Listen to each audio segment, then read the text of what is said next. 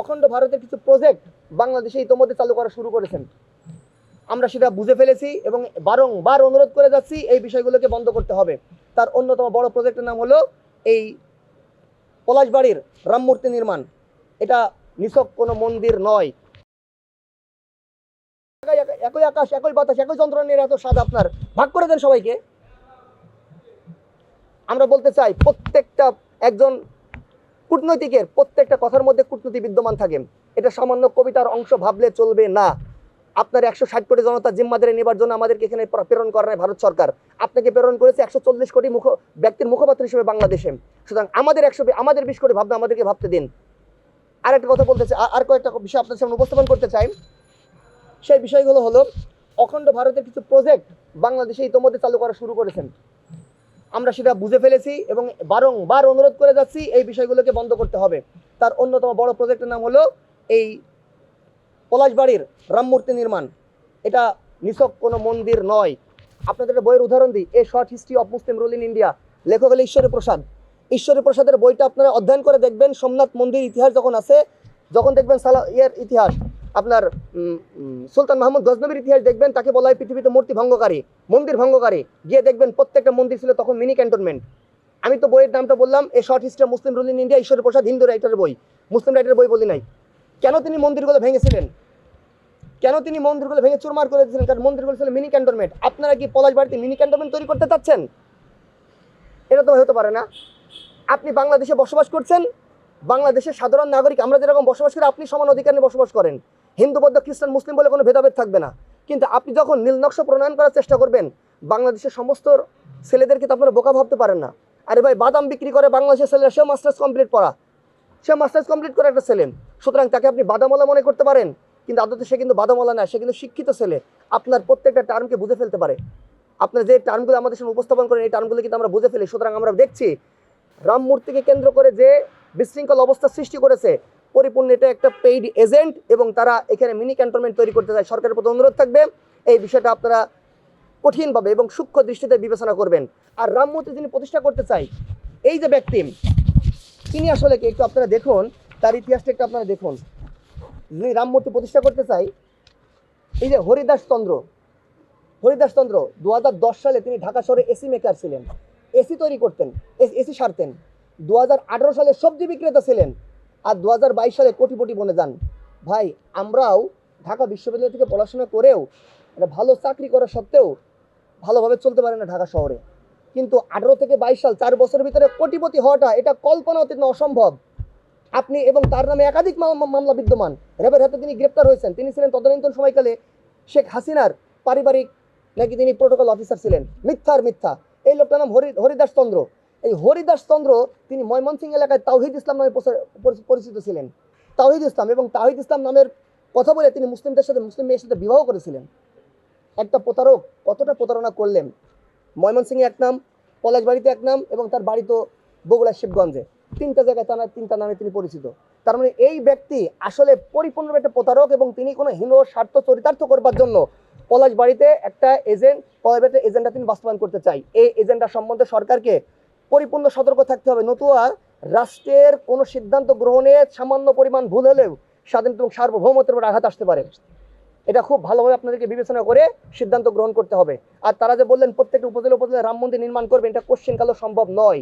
কারণ এটাই এই কথা দ্বারা প্রমাণিত হয় যে তারা এটা একটা এজেন্ডা নিয়ে পথে নেমেছেন। আসুন, এই ব্যক্তি আর যেখানে অনেক ব্যক্তি কুরুক্ষেত্রে ঘোষণা দিয়েছেন তারা, আর অনেক ব্যক্তি বলতেছেন আমাদের সংসদ থেকে শুরু করে আমাদের প্রথিতযশা ব্যক্তি, নাম বলবো না, তারাও বলতেছেন যে রাম মূর্তি তৈরি করলে সমস্যাটা কি। আসলে এখানেই সমস্যা, যে সমস্যাগুলো আপনাদের সামনে উপস্থাপন করলাম। সাধারণ দৃষ্টিতে আপনারা এই বিষয়গুলো বিবেচনা করবেন না। আর একটা কথা বলি, সংসদে গেলেও সর্বোচ্চ বুদ্ধিমান ব্যক্তি বলে নিজেকে মনে করবেন না। বাংলাদেশের এই 20 কোটি জনতার মুখপাত্র কিন্তু আপনারা সকলে নন, এটা মাথায় রাখবেন। এবং বাংলাদেশের থেকে বাছাইকৃত মেধাবীরা শুধুমাত্র সংসদে গেছেন, বিষয়টা কিন্তু এমনও না। কারণ আপনি রাষ্ট্রের কোনো বিষয় নিয়ে তুচ্ছ তাচ্ছিল্য স্বরে বক্তব্য প্রদান করবেন না, যেটা অত্যন্ত কঠিন বিষয়, কঠিনভাবে দেখবেন। আসেন আরও কয়েকটা বিষয় আপনার সঙ্গে উপস্থাপন করে দিই। যে আরেকটা বিষয় আপনারা দেখছেন, যে সদ্য আপনারা দেখছেন বাংলাদেশে প্রাথমিক বিদ্যালয়ে গানের শিক্ষক নিয়োগের জন্য একটা হীন চক্রান্ত চলতেছেন। ইন্টারিম গভর্নমেন্টের সময় তারা এই চক্রান্ত করেছিল। সেটাকে বাংলাদেশের জনগণ রুখে দেয়।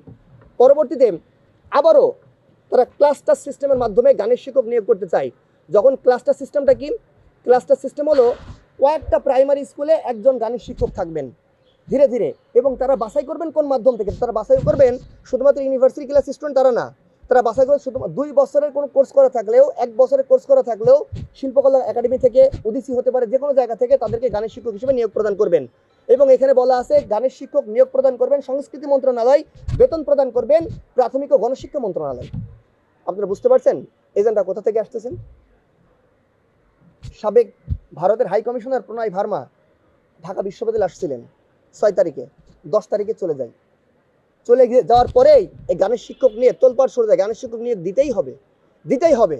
পরবর্তী যখন গানের শিক্ষক শব্দটাকে যখন রহিতকরণ করে বাংলাদেশের জনগণ এবং মন্ত্রী পরিষদ এর বিপরীত অবস্থান গ্রহণ করে, আপনারা দেখলেন গতকালকে রিপোর্ট আসছে কি প্রাথমিকের নতুন শিক্ষাক্রমে সাংস্কৃতিক শিক্ষা অন্তর্ভুক্ত হচ্ছে। প্রতিমন্ত্রী ববি হাজ্জাজ গানের শিক্ষক আর যখন নামে চলতেছে না, বাংলাদেশ গ্রহণ করছে না, এখন বলছেন সাংস্কৃতিক শিক্ষা। কতটা হীন চক্রান্ত! আরে ভাই, মন্ত্রণালয় চাচ্ছে না, দেশের জনগণ চাচ্ছে না। আপনি কি ভোটের আগে, পাশ করার আগে কারোর সাথে কমিটমেন্ট দিচ্ছেন যে আমি গানের শিক্ষক নিয়োগ দিয়ে ছাড়বো? আপনি কি কমিটমেন্ট দিচ্ছেন নাকি?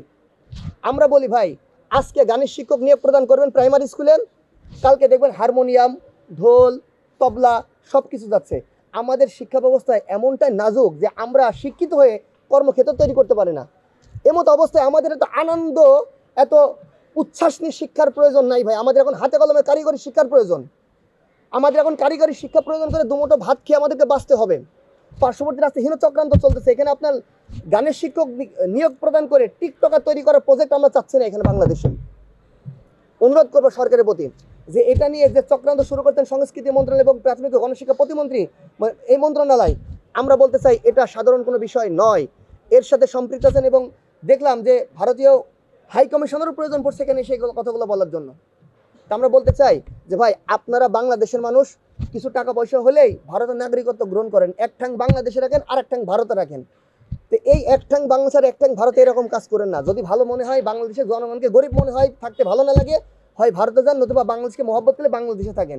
অর্থাৎ এ দেশে থেকে অপর দেশের এজেন্ডা বাস্তবায়ন করার চেষ্টা করবেন না। আমরা অনুরোধ করবো আপনাদের প্রতি এই সমস্ত কাজগুলো আপনারা প্রত্যাখ্যান করুন। এই জন্য গানের শিক্ষক যেন নিয়োগ প্রদান করা না হয়, আপনাদের মাধ্যমে বলতে চাই। সাথে সীমান্তে যেন পুশ ইন না হয়। এমনকি আমাদের এই রাম মন্দির অর্থাৎ রাম মূর্তি স্থাপন করা, এটা ভারতের, অখণ্ড ভারতের একটা এজেন্ডা, এটা যেন বাস্তবায়ন করা না হয় এবং এটা বিজেপির এজেন্ডা। বারংবার তারা আমাদেরকে হুমকি প্রদান করে আসছে। আমরা বিনয়ের সাথে অনুরোধ করবো সরকারের প্রতি এই বিষয়গুলো আপনার সুচারু দৃষ্টিতে দেখবেন। আর কিছু ব্যক্তি আমরা এখন দেখছি ভারতের সুরে কথা বলছেন, অনেকে দেখি এর ভিতরে অনেক প্রত্যুত্তর মুক্তিযোদ্ধাও। ভাই, 1971 সালে আমরা স্বাধীনতার জন্য যুদ্ধ করেছি, বাংলাদেশের নিরীহ জনতা যুদ্ধ করেছেন, অশিক্ষিত জনতা যুদ্ধ করেছেন। আর কিছু মানুষ ভারতে গিয়ে ট্রেনিং নিয়ে ক্ষান্ত এখানে কিন্তু অবস্থান করছিলেন। এমন ট্রেনিং নিলেন 71-এ যে ট্রেনিংয়ের বাস্তবায়ন এখন পর্যন্ত করে যাচ্ছেন সেই দেশের জন্য। এটা তো হতে পারে না। একজন মুক্তিযোদ্ধা যে স্বাধীনতা এবং সার্বভৌমত্ব রক্ষার অতন্ত্র প্রহরী হবে, সে 100 বছর পরে যে জীবন তার থেকে থাকে, পরবর্তী যদি কোনো রক্তচক্ষু আমাদের দিকে নিক্ষেপ করে, তার বিপক্ষে তিনি অস্ত্র ধারণ করতে থাকবেন। এটাই বলে মুক্তিযোদ্ধা। আপনি যদি মনে করছেন 71-এ মুক্তিযুদ্ধ করে ক্ষান্ত হয়ে গেছেন, পরবর্তীতে ভারতের পক্ষে যুদ্ধ করেছেন, এটা তো হতে পারে না। নাকি আমরা মনে করতে পারি কেউ পাকিস্তানের বিপক্ষে যুদ্ধ করতে স্বাধীনতা আনয়নের জন্য, আর কেউ যুদ্ধ করছেন ভারতের প্রক্সি ফাইটার হিসেবে? এমন কি মনে করবো নাকি আমরা যে আপনার প্রক্সি ফাইটার, ভারতের সেনাবাহিনী যেমন প্রক্সি ফাইটার আছে নাকি এমন মনে করবো যে এই জন্য ভারতের কণ্ঠের সবসময় কথা বলতে হবে? না, আপনারা আমাদের জাতির অন্যতম অতি উচ্চমানের ব্যক্তিত্ব। আপনাদের কথাগুলো আমরা কি গ্রহণ করি, দেখি এবং অবজার্ভ করি। আপনারা যদি আমাদের জাতিসত্তার বিপক্ষে অবস্থান গ্রহণ করেন, স্বাধীনতা সার্বভৌমত্বের বিপক্ষে অবস্থান করেন, যারা আমাদের অখণ্ড বা আমাদেরকে এই বাংলাদেশকে খণ্ডিত বাংলাদেশে রূপান্তর করতে চাই, তাদের পক্ষে কথা বলেন, আমাদের যখন হৃদয়ে রক্তক্ষরণ হয়। এরকম করলে বাংলাদেশের জনতা কিন্তু আপনাদেরকে ছেড়ে দেবে না, আপনারা কিন্তু আস্থা করে নিক্ষিপ্ত হবেন।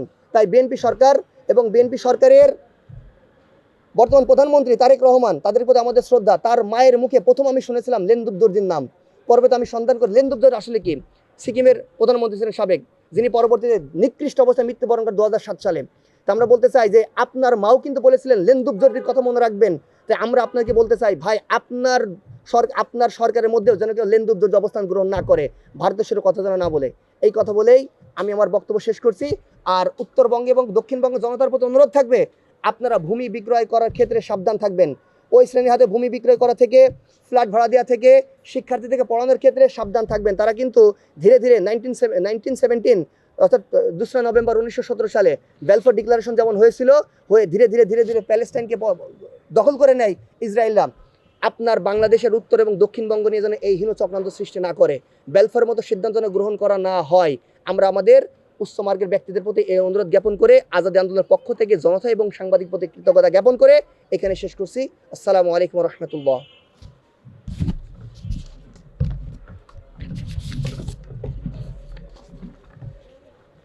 changeTV.press, এক ফোঁটা হলুদ নেই।